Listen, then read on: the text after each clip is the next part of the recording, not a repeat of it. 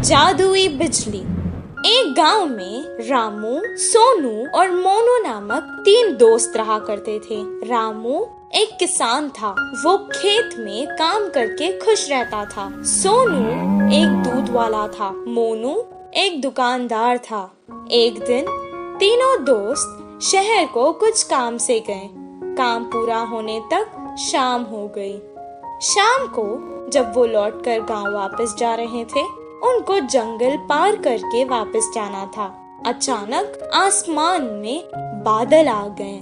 कुछ देर तीनों दोस्त एक दूसरे से मशवरा करने लगे, फिर आगे चलते रहे। अचानक बादलों में बिजलियां कड़कना शुरू हो गई। वो डर गए। सोनू ने कहा, बाप रे, बिजली को देख रहे हो? लगता है आज तो हम जंगल में ही फंस जाएंगे। हाँ, सही कहा तुमने। आज तो ऐसे ही लगता है। बहुत रात हो चुकी है। अब हमें आगे नहीं जाना चाहिए। हम जंगल के बीचों बीच है। अब अगर हम आगे जाएंगे तो भी खतरा है, पीछे जाएंगे तो भी खतरा है। इससे बेहतर है हम आगे चले जाएं। इतना कहकर वो बैलगाड़ी आगे चलाने लगा। थोड़ी दूर जाते ही जोरों की बारिश शुरू हो गई। जंगल में बहुत ज्यादा अंधेरा था और ऊपर से तेज बारिश और बिजलियां कड़क रही थी। ये सब देखकर वो डरने लगे। अचानक उनकी बैलगाड़ी के सामने एक बड़ा सा पत्थर आ गिरा। तीनों बैलगाड़ी से उतर गए और एक पेड़ के नीचे रुक गए। मैंने तो पहले ही कहा था वापस चले जाएंगे। सब देखो क्या हो गया। तुमने रामू की बात मानी ना, ऐसे ही होना था। पेड़ के नीचे खड़ के वो बारिश के कम होने का इंतजार करने लगे। आसमान से एक बहुत बड़ी बिजली उनके आगे खड़कने लगी। जंगल में बहुत ज्यादा अंधेरा था और ऊपर से तेज बारिश और बिजलियां भी कड़क रही थी। ये सब देखकर वो डरने लगे। उन्हें समझ आ गया था कि ये सब कुछ किसी दुर्घटना की ओर इशारा है।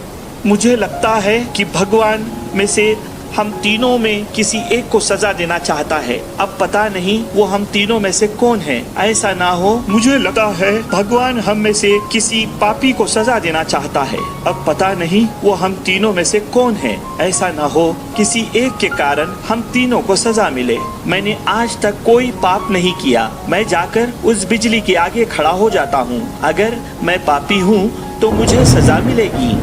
जैसा उसने कहा था उसे कुछ नहीं हुआ। वो वापस पेड़ के नीचे आकर खड़ गया।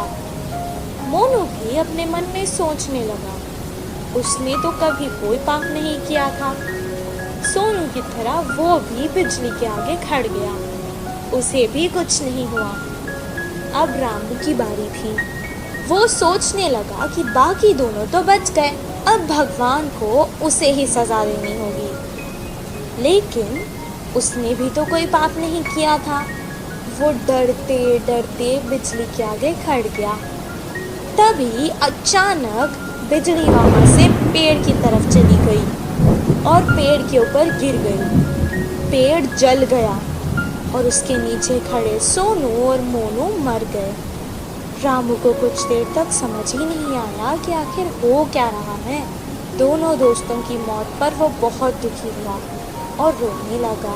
हे भगवान, ये क्या हो गया? अगर अब मैं इन दोनों के बिना गांव जाऊंगा तो गांव के लोग मुझे ही इनका मौत का जिम्मेदार समझेंगे और मेरी बहुत बेइज्जती होगी। इससे बेहतर है मैं यहीं अपने दोस्तों के साथ मर जाता हूँ। रामू बहुत देर तक रोने लगा और रोते रोते वो भी मर गया। और अचानक एक देवी आकाश से प्रकट हुई और वो रामू की अच्छाई से बहुत खुश हुई। इसलिए उसने तीनों को जीवित कर दिया। रामू, तुम बहुत अच्छे हो इंसान। रामू, तुम बहुत अच्छे इंसान हो। तुमने कभी कोई पाप नहीं किया है। और तुम्हारे ये दोस्त सोनू, ये जो दूध बेचता था उसमें पानी मिलाया करता था और दूध को बहुत महंगे दाम पर बेचता था। तुम्हारा ये दोस्त मोनू, ये जो व्यापार करता था, ये दुकान के सामान में मिलावट करता था और बहुत महंगे दाम पर बेचता था। तुम ही बताओ, क्या ये पाप नहीं? पर तुम बहुत अच्छे हो, सबकी मदद करते हो। तुमने ऐसे पापियों के लिए अपनी जान दे दी। मुझे अच्छा लगा।